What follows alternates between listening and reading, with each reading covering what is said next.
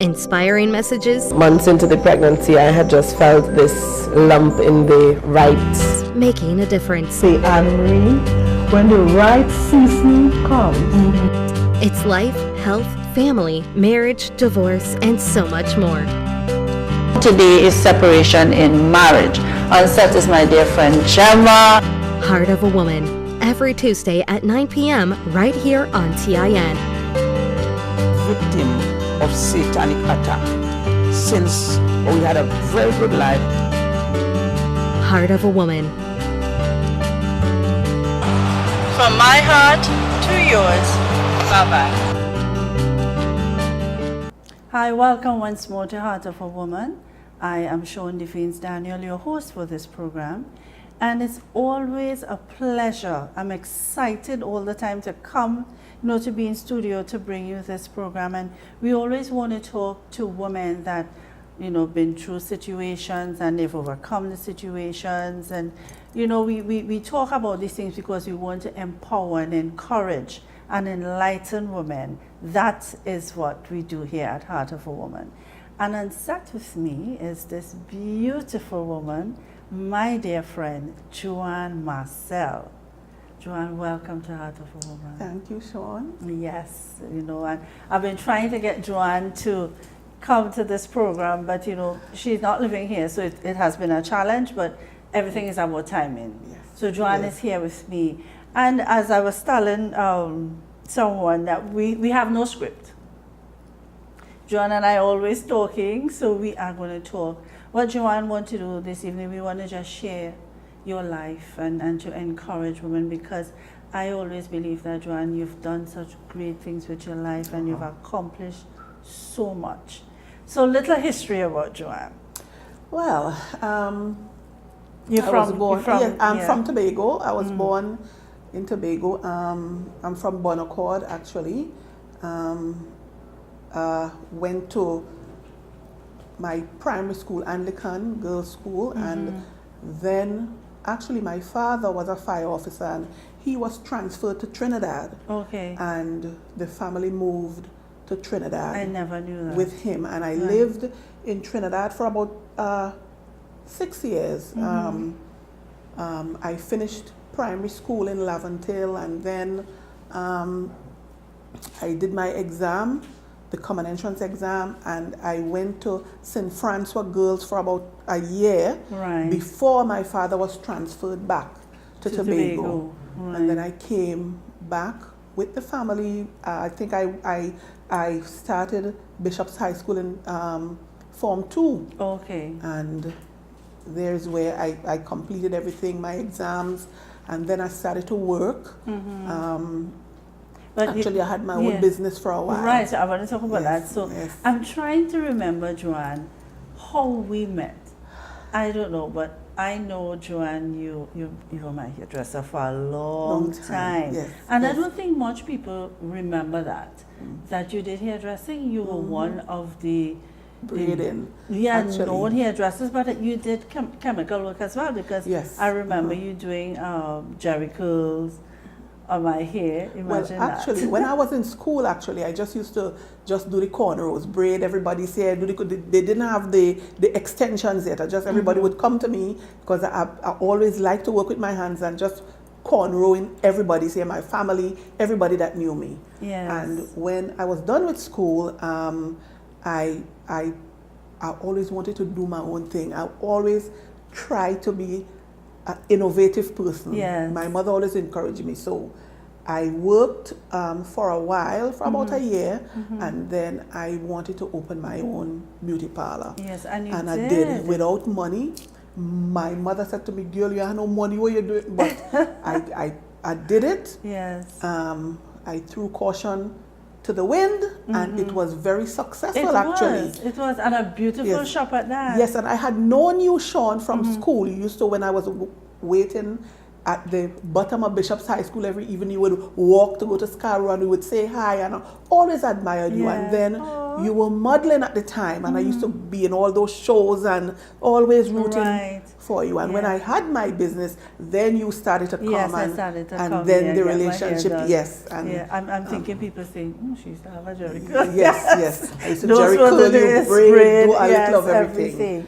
And you know, Joanne, when you left Tobago, I missed you so much because we developed a really beautiful relationship and still after all these years. Yes. So you left Tobago and... Well, actually, I left Tobago not with the intention of leaving permanently. My brother, who lived in New York, sent his son to spend the summer with me, you know, the August vacation, and he came down. He was about 2-3 years old, and I had him.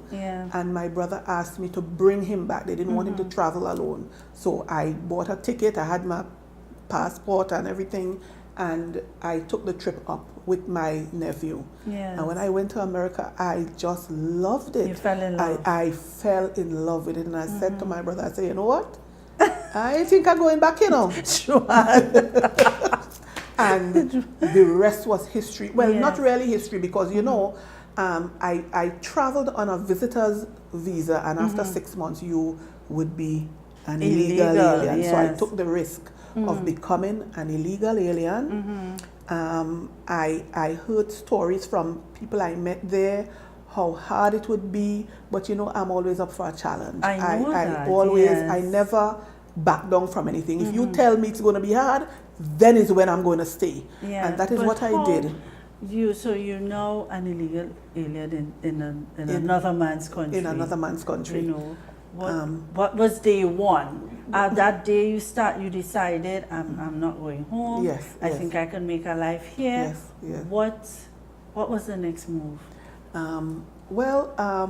I had to find work. I lived with my brother for a while, and I mean, he was taking care of me. How old were you then, though? 23, 24. Yes, that was in 1988 when I left.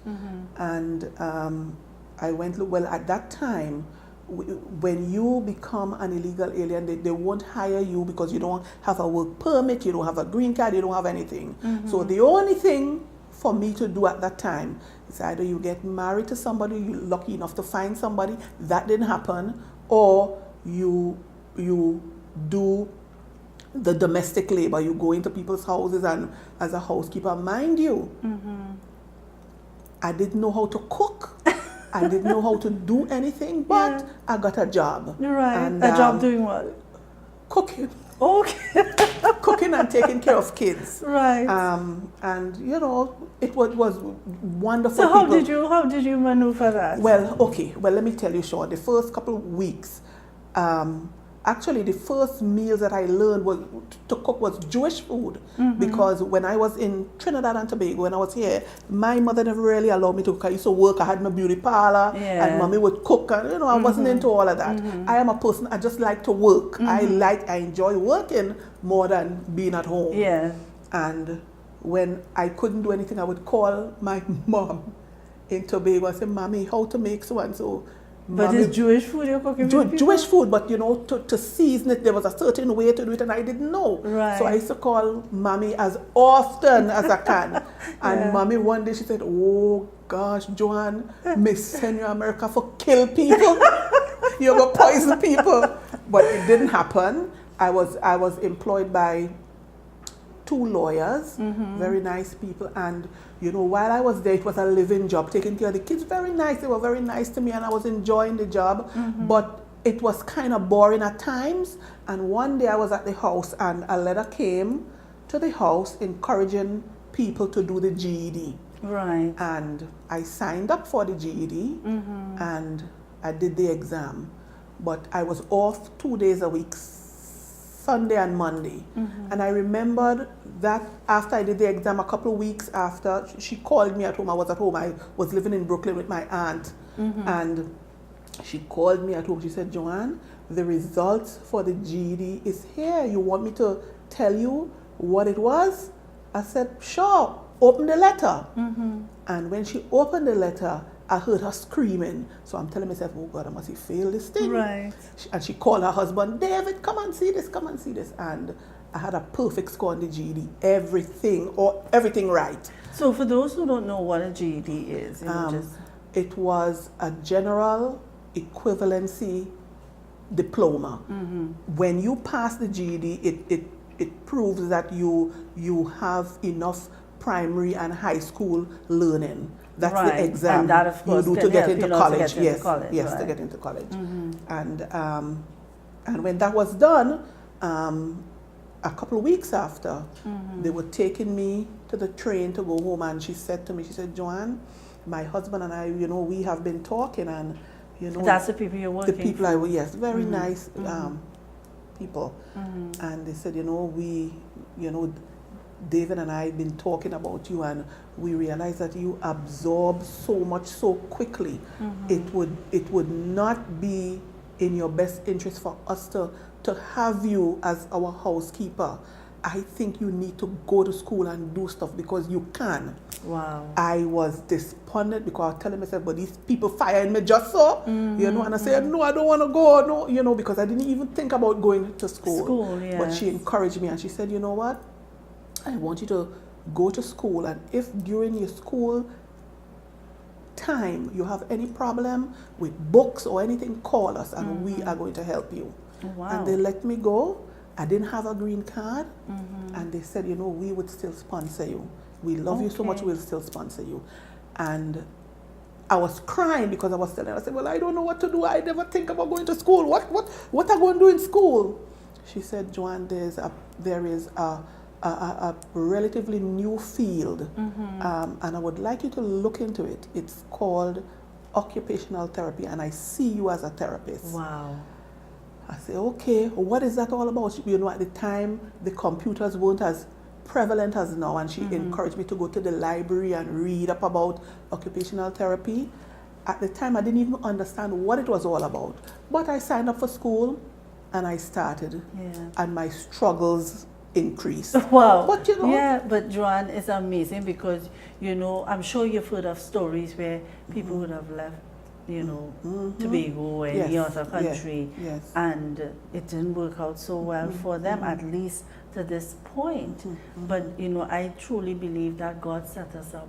Although you did the wrong thing, Sister Gil, but, God still set us up to propel us into our purpose, Yes, and then you, as a person within yourself, you need to possess a certain amount of resilience also, Shorn, because if you don't, it's not going to happen. You have to be persistent. I went to school, actually. I paid my way through school. I didn't have financial aid. I went to school as an illegal alien. Right. So how was that? How does that work? Well, if you have a green card or you are a citizen, most people, 99% of people that go to college apply for loans and federal aid, and they get it. I wasn't qualified at all because I didn't have the papers, but I know I had to go to school. And I had to pay my way through school. Right, as I said, I left the job. You left the job. I left the job, and I had to find other work. I used to knock on people's doors to clean their windows. Really? Listen, yes, I used to clean windows, Shorn. I used to braid hair. Thank God I could braid on a weekend. 1 year, yes, I came to you came to New York and you came to me. Yes, I used to braid hair. I used to do odd jobs because I went to school full time in the evening from 4 to 11:45 at night. Right. I'm telling you, it was very hard, but it was hard, but I knew what I wanted. There were times I was thrown out of school because I wasn't able to pay the school fee. You would promise to pay and sign a document promising to pay, but when they come to your class and they say the bursar office needs you, everybody know, look, Joanne Marcel ain't paid your bill. Right. So, Joe, we're going to take a quick break. We're taking a quick break and we'll be right back.